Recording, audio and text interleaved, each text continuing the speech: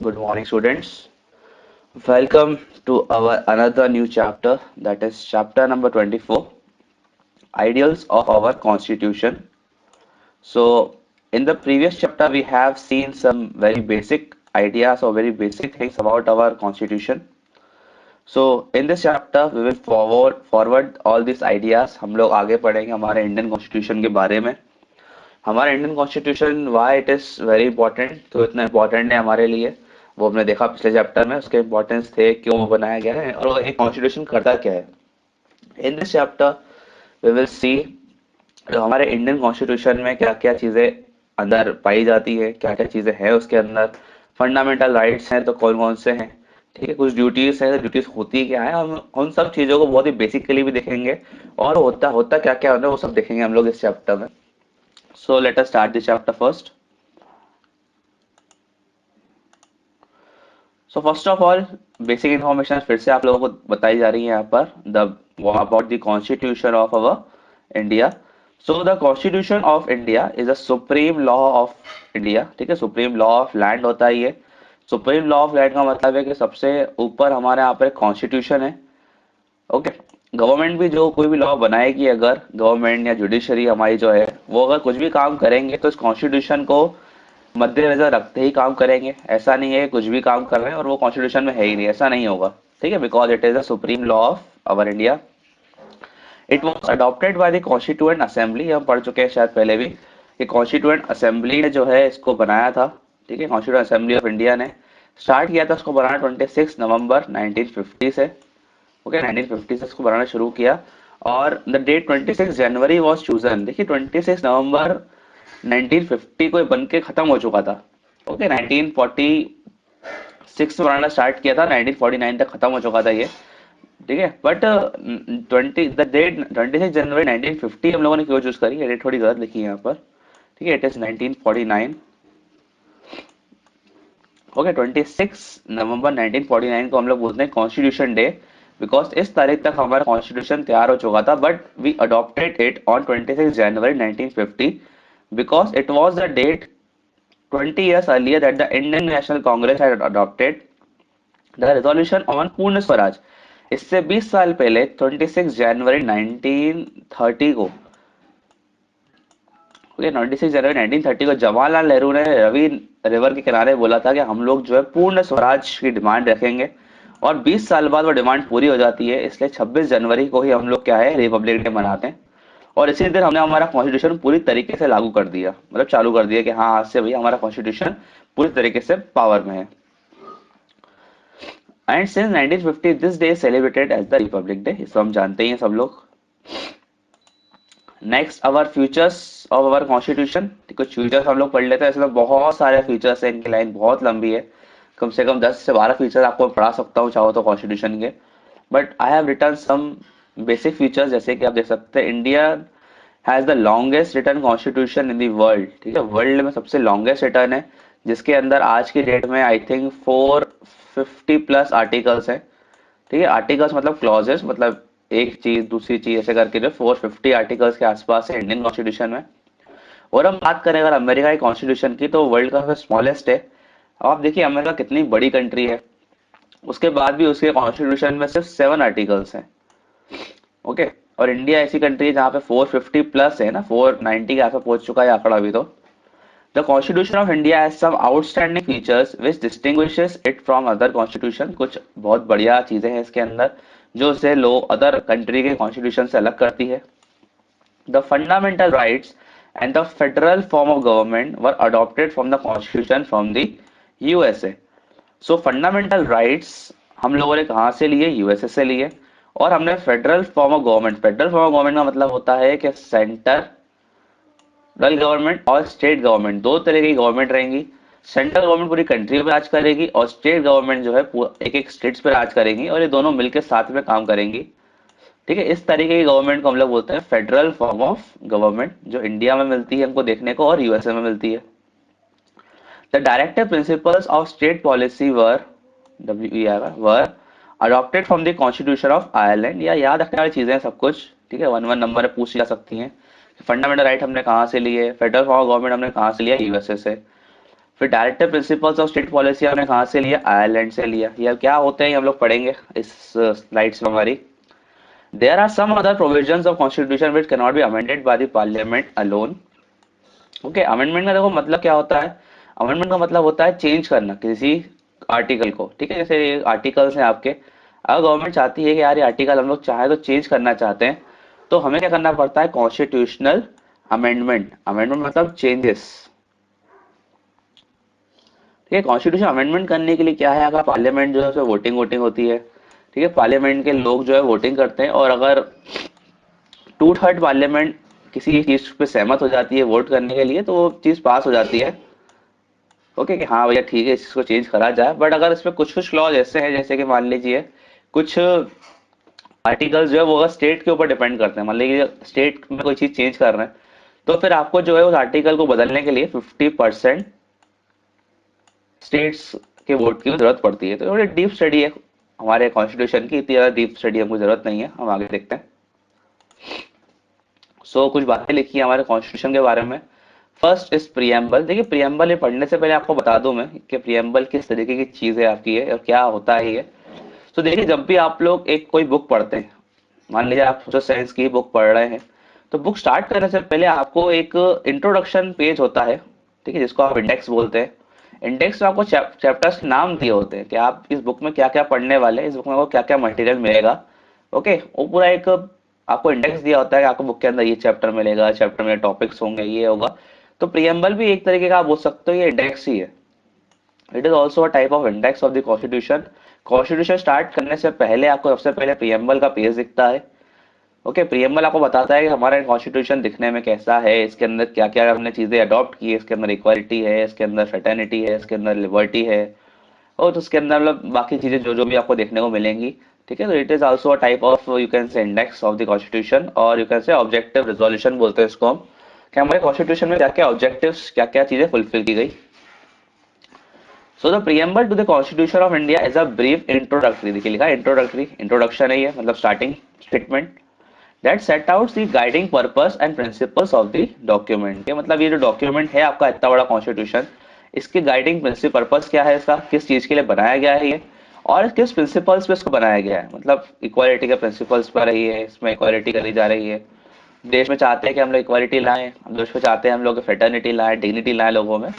उन सब चीजों पे ये बना हुआ है हमारा कॉन्स्टिट्यूशन। तो ये कहाँ देखने को मिलती है हमको, प्रियम्बल में, ठीक है। प्रियम्बल आपके एनसीईआरटी जो बुक्स रहती हैं उनमें भी आपको देखने को मिल सकता है, पर फ्रंट पेजेस पे कहीं ना कहीं होता है प्रियम्बल।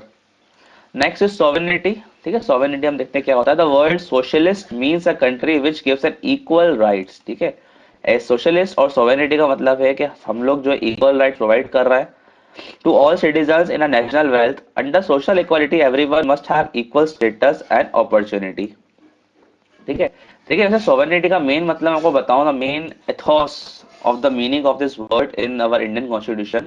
सॉवरेनिटी का मतलब ये होता है कि हमारी इंडिया जो है, India is a sovereign country, ठीक है। सॉवरेन कंट्री है इंडिया। इसका मतलब ये है कि अपने इंटरनल, मतलब अंदरूनी, इंटरनल और अपने एक्सटर्नल, एक्सटर्नल मतलब बाहर दूसरे देशों के साथ, ठीक है। अपने देश के अंदर जितने भी स्टेट्स हैं, जितने भी यूनियन टेरिटरी उनके साथ, और जितने भी बाहर दूसरी कंट्रीज हैं, ठीक है, मतलब इंडिया विद ऑस्ट्रेलिया और सम अदर कंट्रीज, इन दोनों से किस तरीके से हमें काम करना है, इन दोनों के साथ क्या क्या करना है, ठीक है। इस चीज की पूरी आजादी है हमारी इंडियन गवर्नमेंट को। मतलब इंडियन गवर्नमेंट किसी भी तरीके से चाहे तो अपने अंदर जो है जितने भी स्टेट्स है वहां पे रूल कैसे भी चाहे तो कर सकती है। बाहर जितने भी स्टेट्स हैं एक्सटर्नल, उनसे जैसे भी चाहे वैसे बात कर सकती है। कोई और कंट्री आके इस चीजों में इंटरफेयर नहीं करेगी। Okay, this term is called as sovereignty, ठीक है। मतलब हम लोग जो सॉवरेन है अपने इंटरनल डिसीजंस लेने के लिए, अपने एक्सटर्नल डिसीजंस लेने के लिए, we are not dependent on any other country. हम लोगों को कोई और कंट्री आके नहीं बताएगी हमें क्या करना है। We are independent, we are sovereign. Next topic है हमारा सेक्युलरिज्म। सेक्युलरिज्म तो मतलब हो गया कि our India as a secular country, it stands for right to freedom of religion. मतलब रिलीजन के टॉपिक है ये सेक्युलरिज्म, कि हमारे इंडिया में right to freedom of religion है। किसी को भी आप, गवर्नमेंट जो है किसी भी पर्टिकुलर रिलीजन के लिए, पर्टिकुलर रिलीजन को वो नहीं कर सकती है, क्या बोलते हैं आप लोग, मोटिवेट नहीं कर सकती है, मतलब ऐसा नहीं कर सकती गवर्नमेंट। मान लीजिए we are giving 200 crore for only for Muslims.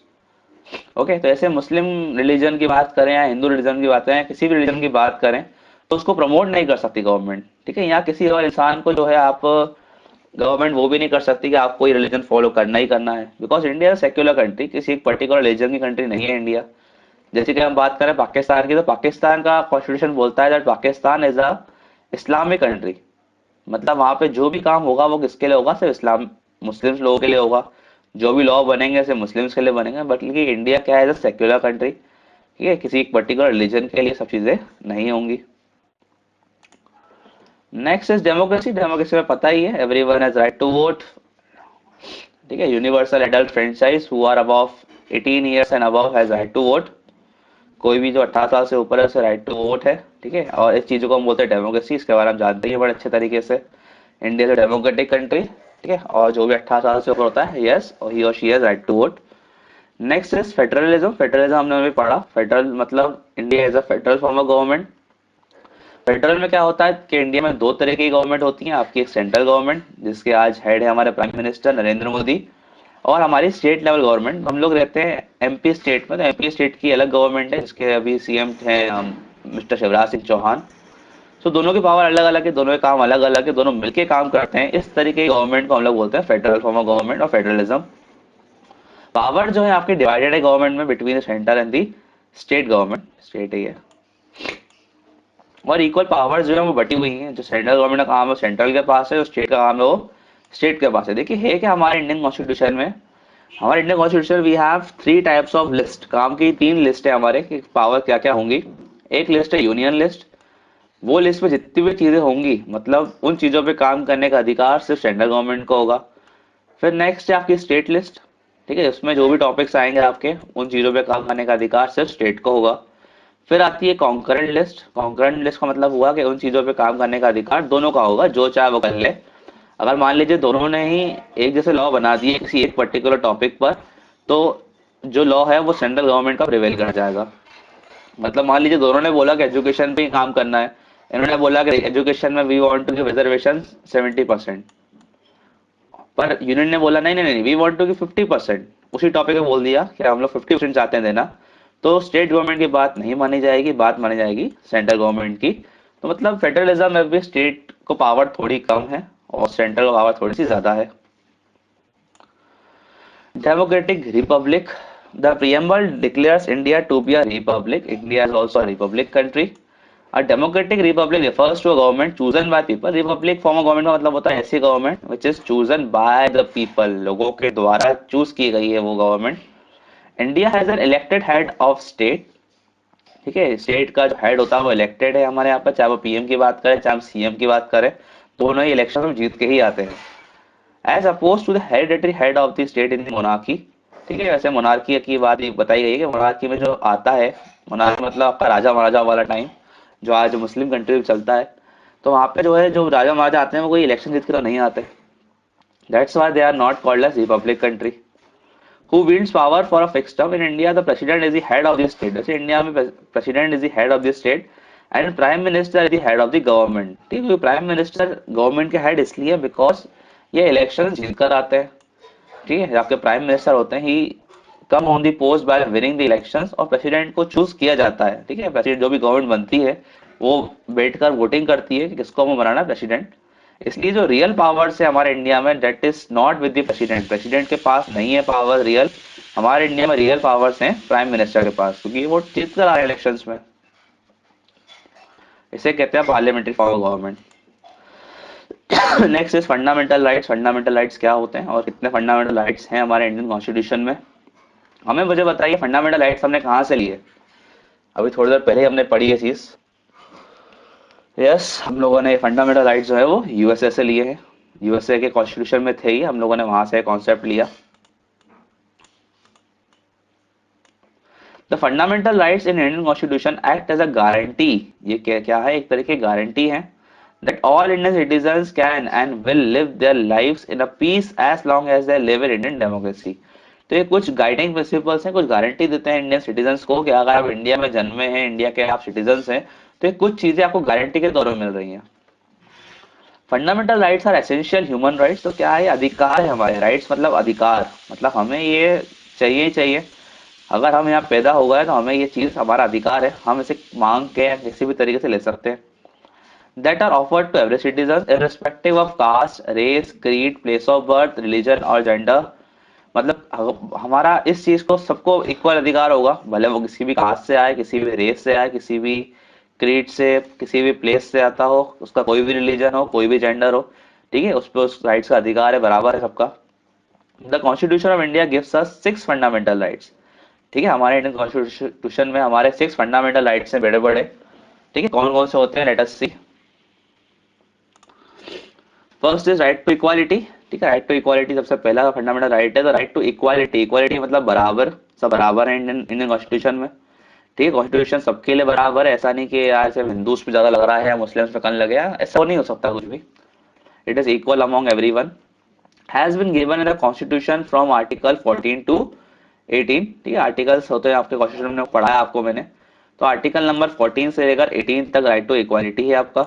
Equality की बात की जाती है वहां पर, सब लोग जो है इक्वल है, किसी में भेदभाव नहीं किया जाता, वही सब बातें होती है यहाँ पर। The constitution declare that the citizens are equal before law. ठीक है, जितने भी सिटीजन्स हैं they are equal before law, law के सामने सब बराबर है। It prohibits any discrimination between citizens on ground of religion, race, caste, sex and place of birth. किसी भी बेसिस पे जो भेदभाव नहीं होगा, सब लोग बराबर होंगे इंडिया में। मान लीजिए पहले क्या होता था इंग्लैंड के जमाने पे, अगर एक कोर्ट है, कोर्ट में मान लीजिए दो लोग के सामने लड़ाई चल रही है, एक तरफ यूरोपियन है, या मतलब मान लीजिए ब्रिटिश एम्पायर का आदमी है, एक तरफ इंडियन है। तो 99% गारंटी थी कि कुछ भी किया हो किसी ने भी, जीतेगा यूरोपियन ही। ठीक है, बट अब इंडिया में ऐसा नहीं है। अब मान लीजिए कोर्ट में दो लोग खड़े, चाहे यहाँ पे कोई भी है या कोई भी है, अब लॉ दोनों बराबर लगेगा। ठीक है, जिसने सही काम किया होगा वही जीतेगा, जिसने गलत किया होगा वो बाहर जाएगा, मतलब जेल जाएगा। राइट टू फ्रीडम, आर्टिकल 19 से लेकर 22 तक है आपका राइट टू फ्रीडम। फ्रीडम मतलब हमको जो है, आपको फ्रीडम का मतलब बताने की ज्यादा जरूरत नहीं है, फ्रीडम का मतलब होता है आजादी। Deal with right to freedom, our constitution guarantee 6 different freedoms to promote the ideals of liberty. ठीक है, फ्रीडम में भी 6 तरीके के अलग अलग आर्टिकल है हमारे यहाँ पर, जो आपको क्या प्रोवाइड करवाते हैं, लिबर्टी प्रोवाइड करवाते हैं। लिबर्टी का मतलब होता है इंडिविजुअल राइट, मतलब कुछ भी करने की आजादी। इस 6 राइट टू फ्रीडम में आपको बताऊं मैं क्या क्या है। इसमें है आपका कि आप इंडिया में कहीं भी घूम सकते हो, इंडिया में आप कहीं भी जाके कुछ भी काम कर सकते हो, आपको राइट टू स्पीच है, राइट टू एक्सप्रेशन है। यही इसी तरीके के 6 फंडामेंटल राइट्स हैं वाले, राइट टू फ्रीडम वाले, आर्टिकल 19 में आते हैं ये। An important provision in the article 20, an important provision in article 20, that is no person can be punished for the same offense twice and no person can be compelled to be denied to his life and liberty। ये article 21 और 20 और 21 है। 20 में ऐसा है कि किसी को भी जो है आप एक ही गलती के लिए बार बार पनिशमेंट नहीं दे सकते। मान लीजिए किसी ने किसी की चोरी करी, 6 महीने की आपने सजा दी उसको। ठीक है, अब 6 महीने सजा काटने के बाद अब फिर कोर्ट लेगा उसको, आपने फिर साबित कर दिया इसने चोरी की थी, फिर 6 महीने सजा दे दो उसको। ठीक है, सो you can not do this thing, एक बार सजा मिल गई बात ही खत्म। और किसी को भी आप लाइफ और लिबर्टी से डिनाई नहीं कर सकते, यानी ऐसा नहीं किसी को आप उठा के मार दिया, ऐसा भी हम लोग नहीं कर सकते। Right against exploitation. ठीक है, एक्सप्लॉयटेशन मतलब किसी को एक्सप्लॉयट करना, किसी इंसान को बेच देना, उसके ऑर्गन्स बेच देना। ठीक है, that is human exploitation. So right against exploitation has been given in article 23 and 24। 23 और 24 में ही है। Some sections of society such as women, children and oppressed people are vulnerable to exploitation। कुछ लोग होते हैं सोसाइटी में से, वुमेन्स, वुमेन्स की एक्सप्लॉयटेशन बहुत ज्यादा होती है। हम लोगों ने काफी केसेस पढ़े हैं रेप्स के, या काफी सुनने में आते हैं काफी ज्यादा। नेक्स्ट बात करें तो हम चिल्ड्रंस की। और कुछ होते हैं लोग जो थोड़े से कमजोर होते हैं हमारी सोसाइटी में, so they are vulnerable to exploitation. The right has been included in the constitution of India in order to provide protection to them. उनको प्रोटेक्शन देने के लिए हमने ये कॉन्स्टिट्यूशन में डाला है आर्टिकल, राइट अगेंस्ट एक्सप्लॉयटेशन। क्या एक्सप्लॉयटेशन का मतलब होता है कि आप किसी भी ह्यूमन की ट्रेडिंग नहीं कर सकते, आप किसी भी इंसान को बेच खरीद नहीं सकते, किसी भी इंसान के ऑर्गन्स की आप बिक्री नहीं कर सकते ऐसे ओपन मार्केट में। ठीक है, because they are part of exploitation of human. Right to freedom of religion, religion मतलब धर्म, किसी भी धर्म को चूज करने का किसी सबको अधिकार है, गवर्नमेंट किसी के भी रिलीजन में टांग नहीं अड़ाएगी। So according to the constitution article 25 to 28 में ये, article 25 to 28 right to freedom of religion. All religions are equal before the state and no religion shall be given preference over the other. सब बराबर है सरकार state के लिए, किसी भी एक को प्रेफरेंस नहीं दी जाएगी, भले वो कितना छोटा रिलीजन क्यों ना हो, कितना बड़ा क्यों ना हो। Citizens are free to preach, preach मतलब किसी भी रिलीजन को जो है मानने को उनको राइट है। Practice and propagate any religion of their choice, किसी भी रिलीजन को मानना, उसको प्रे करना उसमें, ठीक है, उसको फैलाने का अधिकार है लोगों को। गवर्नमेंट इसमें किसी भी रिलीजन पे टांग नहीं अड़ाएगी। कल्चरल एंड एजुकेशनल राइट्स, ठीक है, सबको एजुकेशन का बराबर अधिकार है। It is the Indian constitution guarantees cultural and educational rights. अपने कल्चर को प्रैक्टिस करना, अपने एजुकेशनल राइट्स को प्रैक्टिस करना। आपने सुना होगा राइट टू एजुकेशन इंडिया में। So it is under Article 29 and 30. Education finds place in the concurrent list, हमने अभी थोड़ी देर पहले भी पढ़ा। यूनियन लिस्ट होती है, एक स्टेट होती है, और एजुकेशन आती है आपके कॉन्करेंट लिस्ट में। और मैंने जो एग्जांपल लेके बताया वो भी आपको एजुकेशन से लेके बताया था रिजर्वेशन के ऊपर। India is home to people of different religions, communities, culture, races, languages and caste. क्योंकि इंडिया में काफी सारे डिफरेंट डिफरेंट कल्चर हैं, तो गवर्नमेंट ऐसा नहीं कर सकती किसी एक कल्चर को प्रमोट करे या नहीं करे। सबको अपने कल्चर अपनाने का अधिकार दे रखा है गवर्नमेंट ने, जिसको चाहे वो जो चाहे वो कल्चर अपनाए। कल्चर का मतलब अगर नहीं पता तो थोड़ा गूगल कीजिए, ठीक है। कल्चर का मतलब होता है कि किसी भी समाज के उठने बैठने का, त्योहार मनाने का, खाने पीने का तरीका, मतलब एवरीथिंग। एक लाइफस्टाइल का वे होता है लोगों का culture. Right to constitutional remedies, देखिए राइट टू कॉन्स्टिट्यूशनल रेमेडीज आप ये बोल सकते हैं कि ये सबसे सोल है आपके फंडामेंटल राइट्स का। मतलब अगर ये आर्टिकल नहीं होता तो हमने जितने भी ऊपर पांच पढ़े वो किसी काम के नहीं है।